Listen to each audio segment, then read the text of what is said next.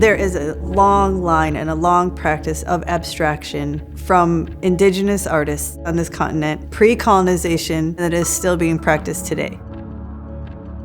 I draw from specifically Lakota art forms and the history of Lakota abstraction. So my ancestors have practiced forms of abstraction through porcupine quill work, through beadwork, through painted parfleche, so painted works on rawhide, and on and on. I draw from that rich history, and I combine those with my passion for easel painting.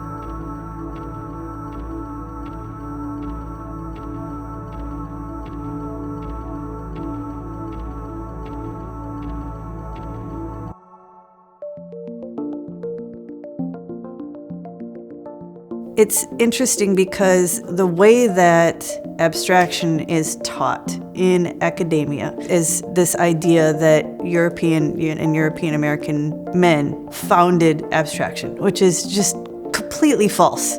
Abstraction is a human practice that has been practiced across the globe for millennia, way beyond and before the 40s and 50s. It's a human response to abstract greater thoughts into refined gestures that encompass your worldviews, that encompass your teachings, your spiritual practices, that speak to the history of your community, your people, your lived experiences, the world around you. But the names of Native artists, and often even the tribes that the work is coming from, is not spoken to, is not given the same kind of relevancy, importance as their non-Native counterparts. So my work really is meant to pull out and honor those intersections. Native work would not look the way it does today, would not have evolved over time the way that it has had we not had relationships with non-Native people, and vice versa. And so my work is really meant to create opportunities for conversations where we can hopefully start creating narratives that are more honest about our shared artistic history on this land base, so that hopefully our artistic narratives going forward reflect a greater truth. The piece for the biennial is an 8-foot by 14-foot fully beaded painting. Painting in quotes because it's on a two-dimensional structure that might be interpreted as a painting. But it's aluminum panels that are painted, and then we have loomed strips of beadwork that will be adhered to the panels. There has been 17 people that have had to be involved to make this piece come to reality. So it's been this huge undertaking and this huge learning process. And it's a predominantly all-Native crew. Indigenous artistic practices are inherently communal artistic practices because our societal structures are communal structures. The title is Wopila, Lineage. Wopila is a big thank you in Lakota, and it's also a practice. So when you say Wopila to someone, you're expressing deep gratitude, but there's also a practice of having a Wopila, which is a giveaway, honoring teachings of reciprocity, recognizing the importance of communal support, recognizing the community that came together to help me create the work. And then lineage is meant to recognize the fact that none of this work exists without the lineage that has brought us here. I am merely a singular part in a long chain of artists that come from a shared history, and I'm really grateful that I get to be a small part of that ongoing lineage.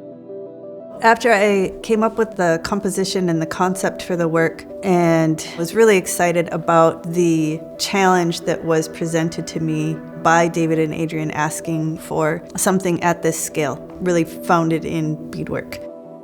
That excitement and joy transitioned into fear and a kind of sadness, because I realized that this work, unlike some of my other work, is not overtly political.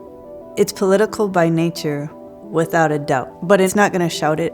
And that has become an expectation that's been placed on BIPOC artists at large now. This idea that we somehow have to do the work to push back against the racism that this country has been founded on and that continue to plague us as a society. And that work is important and needed and valid and beautiful. But I also know that the desire to create for the sake of creation is something that has been reserved for predominantly white folks. And I had real fear that I'm going to make this piece. I'm going to put it in all places, the Whitney Biennial, where people could very likely walk past it and write it off for something that's beautiful if they don't do the work. And that gave me real pause. And I had to push back on it and honor the fact that I wanted to create this work, and it's a valid pursuit to have this piece that is a natural evolution of my practice at large that comes from a long line of political discussion about art history on this continent, that comes from a long line of the direct history of this shared land base.